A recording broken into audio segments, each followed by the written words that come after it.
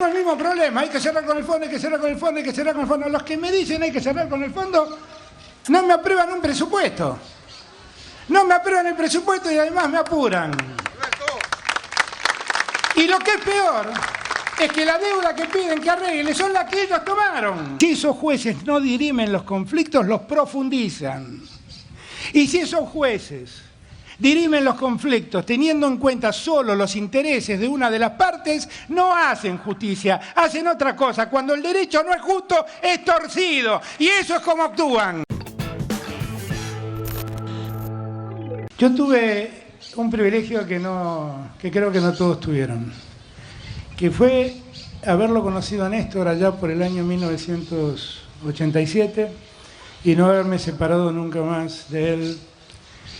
Y haberlo acompañado durante toda su gestión de gobierno y haberlo visto trabajar para convencer a argentinos y argentinas y trabajar por los argentinos y las argentinas una vez que fue gobierno. Digo que tuve el privilegio casi único porque mi despacho estaba pegado al de él y cotidianamente compartíamos tiempo. Yo le digo siempre a Máximo que cuando hablo con él, hablo con el hijo de Néstor, con todo lo que significa tener el cariño que uno siente por el hijo de alguien a quien ha querido tanto. Néstor para mí fue un personaje enorme,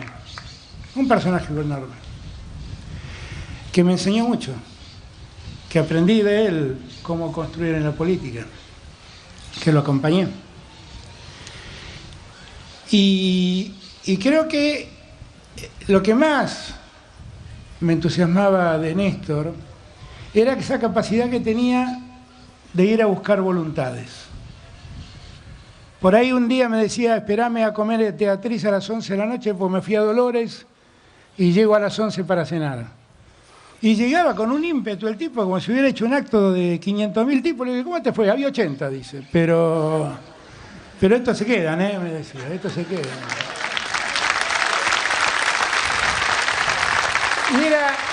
Y era permanente eso, era permanente. Un día vino y me dijo, lo contaba el otro día con Andrés Watson, que no sé, no lo veo por acá. Allá está Andrés, lo comentaba en un almuerzo, que un día viene y me dice, che, vamos a comer con el intendente de Florencio Varela, que para nosotros era comer con, bueno, un intendente viene así, sí, lo trae el flaco Kunkel, me dijo, que lo ve acá el flaco. Y esa fue la primera vez que lo vimos a Julio Pereira y compartimos ese almuerzo. El flaco se debe acordar perfectamente bien.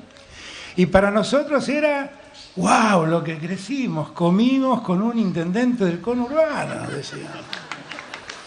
Y así, con esa voluntad enorme, Néstor fue a buscar y no conocía barreras. No conocía barreras.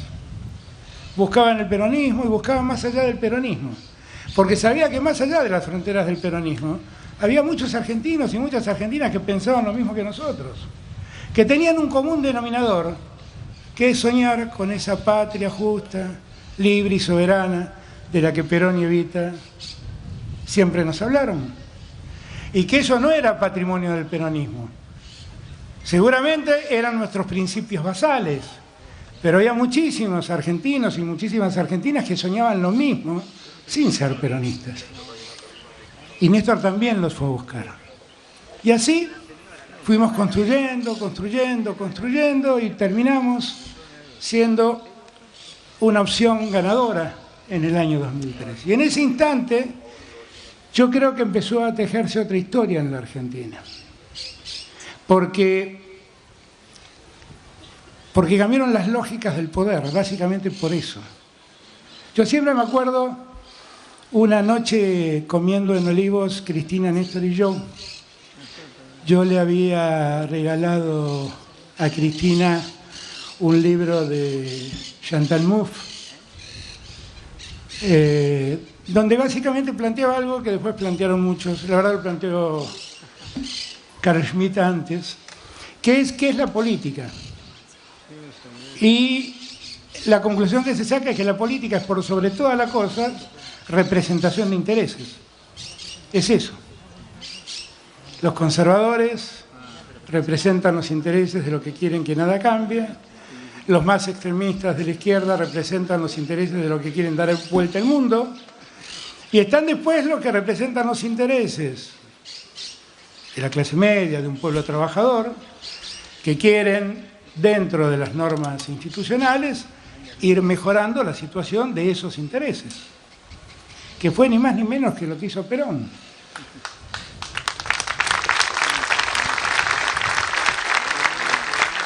Yo tengo muy grabada aquella charla con Cristina, que era con la que más discutía. Estaba Néstor sentada allí y Cristina y yo de este lado. Y era con quien más discutía, porque en verdad discutíamos como siempre nos pasa con Cristina. Discutimos, pero decimos lo mismo. No entendemos muy bien por qué discutimos, ¿viste? Vos sos testigo. Vos sos testigo. Discutíamos, pero decíamos lo mismo. No sé por qué discutíamos. Pero discutíamos y definitivamente yo me convencí con el correr del tiempo que es muy claro que la política no es otra cosa distinta a ver qué intereses queremos representar. Y así como Néstor entendió claramente qué intereses representaba, y por eso se puso al lado de los del 24% que entonces no tenía trabajo, del 60% que entonces estaba en situación de pobreza, y negoció con los acreedores privados hasta hacerles una quita del 75% de su deuda, y un día juntó plata, nunca me olvido, me había mandado a pedir plata mía a España, me dijo, vení, que creo que la tenemos, me hizo venir, me hizo hablar con Lula y le pagamos al fondo lo que le teníamos que pagar y nos desprendimos del sometimiento que significaba deberle plata al fondo.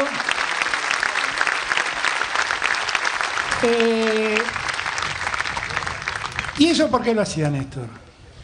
El otro día un compañero decía en el Congreso Nacional, bueno, finalmente con eso legitimaron el plan Brady. Por favor, compañeros, con eso recuperamos la libertad de decidir como pueblo, de que nadie más nos diga qué tenemos que hacer con nuestra economía y a dónde dirigir los recursos en nuestra economía.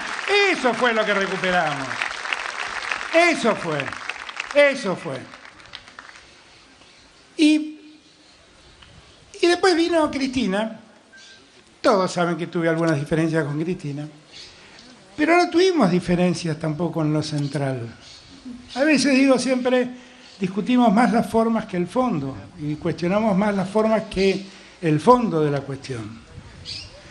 Porque Cristina siguió con esa lógica de Néstor y siguió teniendo en claro qué intereses representaba y siguió teniendo en claro que primeros estaban los últimos. Y siguió teniendo en claro que la Argentina debía desendeudarse. Y le tocó un tiempo distinto, donde el proceso de acumulación ya no existía, porque la crisis del 2008 había hecho estallar el mundo financiero, y por lo tanto le tocó un tiempo más difícil, sin ninguna duda. Pero la verdad es que ella terminó su mandato, y si yo lo comparo con lo que me tocó recibir a mí, el ingreso de los que trabajaban era un 20% más poderoso. El ingreso de los jubilados era un 20% más poderoso. Había 23.000 pymes más. Había, estoy haciendo las cuentas, 6 o 7 puntos menos de desempleo con Cristina. Y además, por sobre todas las cosas, no le debíamos un peso al Fondo Monetario Internacional.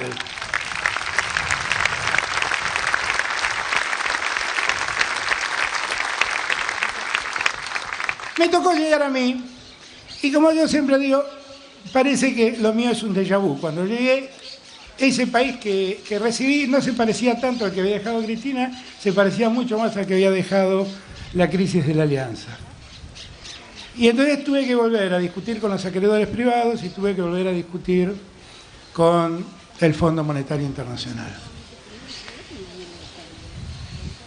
Discutimos con los acreedores privados en plena pandemia. Y en plena pandemia discutimos, nos hacían lo mismo que nos hacen ahora, hay que cerrar, apúrense, hay que cerrar, pero nosotros cerramos cuando le ahorramos a la Argentina 38.000 millones de dólares, antes no cerramos.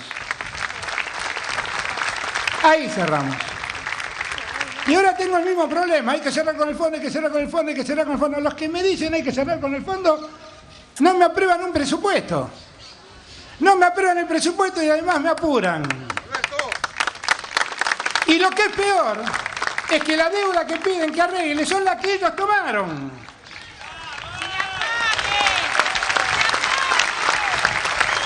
Yo lo que pido, no sé cómo se llama esto, puedo llamarlo, por favor, pido un poco de honestidad intelectual. Sean intelectualmente honestos. Dense cuenta que estamos tratando de resolver los problemas que ustedes crearon. Y si no lo hacen por honestidad intelectual, aunque sea callen por vergüenza. Porque vergüenza debería darle lo que fueron capaces de hacer. Ahora, a Cristina la dejaron sin presupuesto en el 2010, a mí me dejaron el presupuesto en el 2022. Pero miren, Cristina en el 2010 siguió gobernando. Y yo en el 2022 voy a seguir gobernando.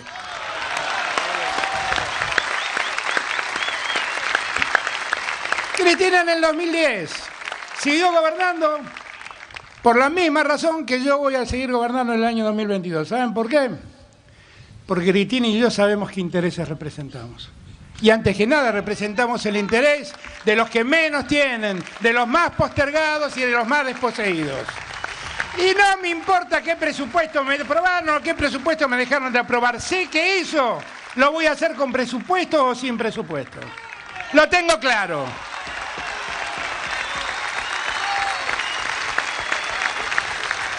Y también marcaba recién Máximo.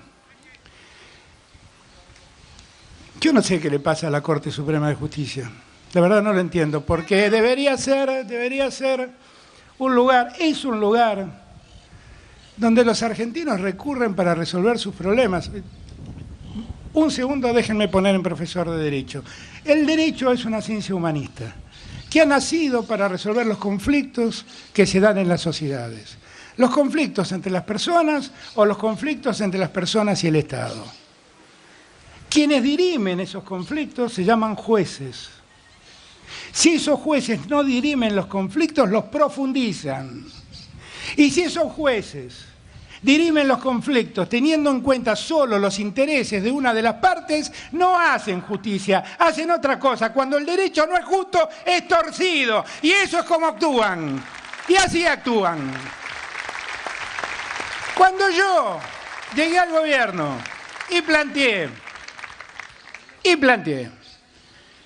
que por favor revisemos cómo funciona la justicia federal en la Argentina, que no hace falta mucho contarles. Amigos y amigas, mire, quiero que lo sepan. La semana pasada quedó firme la condena por los hechos ocurridos en el día 19 y 20 de diciembre del año 2001. 20 años en dejar firme la condena por la responsabilidad que tuvieron quienes cometieron esos actos de violencia institucional que se llevaron la vida de decenas de argentinos y argentinas. 20 años tardaron. ¿Y saben por qué sacaron el fallo? Porque saben que el día 20 va a haber una manifestación de millones de argentinos recordando la tragedia. Y como eso, yo que soy abogado, podría contarles cómo duermen causas y causas en la Corte y cómo van seleccionando.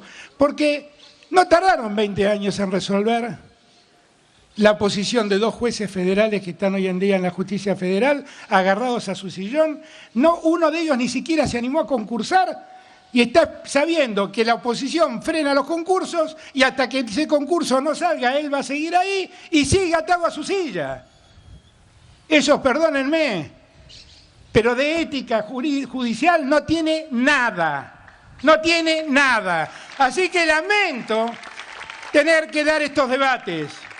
Porque la verdad, como soy un hombre del derecho y amo el Estado de Derecho y quiero vivir en un Estado de Derecho, no saben lo importante que es la justicia en un Estado de Derecho. No saben todo lo importante que es. Y cuando yo propuse modificaciones, lo que me dijeron es, está trabajando por la impunidad de Cristina. Cristina no necesita ninguna ley mía, ni ninguna ley del Congreso, ningún decreto mío. Yo sé quién es Cristina. Se está defendiendo, se bancó todos los procesos, puso la cara, se defendió y demostró su inocencia. Basta, muchachos, basta. Y yo no paré ningún proceso, basta, muchachos, basta, basta de mentirle a la gente, basta. Nosotros seguimos soñando, como Perón y Evita, en que hagamos una patria justa, libre y soberana. Todos sabemos, he leído un informe ayer de una publicación inglesa, que con la pandemia la distancia entre ricos y pobres ha crecido y que la riqueza se ha concentrado en mucha menos gente y la pobreza se ha distribuido entre mucha más gente.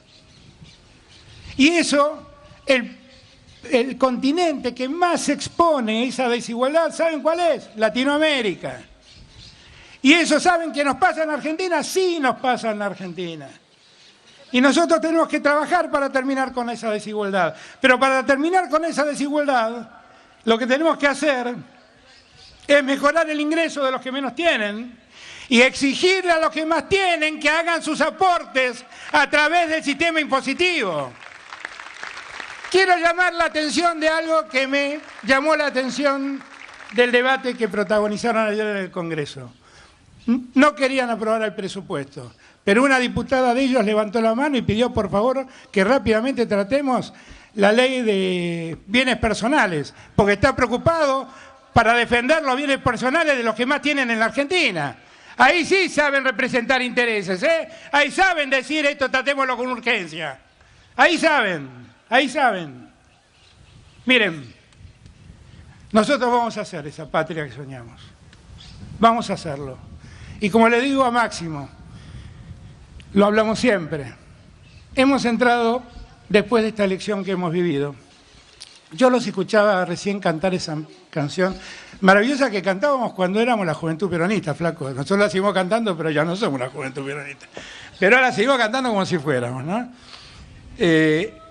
Esa canción que dice, a pesar de los golpes, de los fusilamientos, de los desaparecidos, no nos han vencido.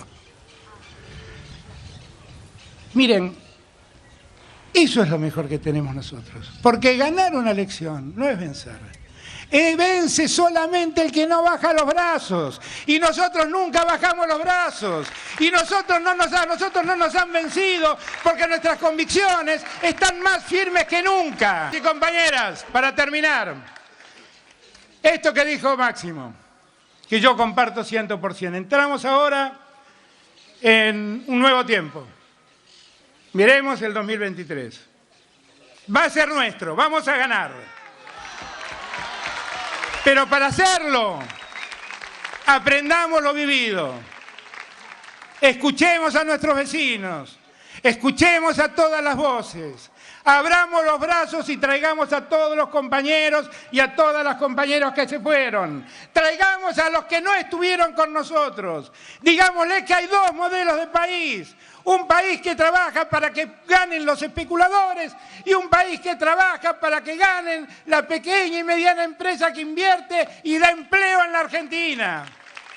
Repitámoslo hasta el cansancio. Ese es el sueño que tengo, dejar una Argentina más justa, más libre y más soberana. Decía un bonaerense al que todos queremos mucho, don Antonio Cafiero.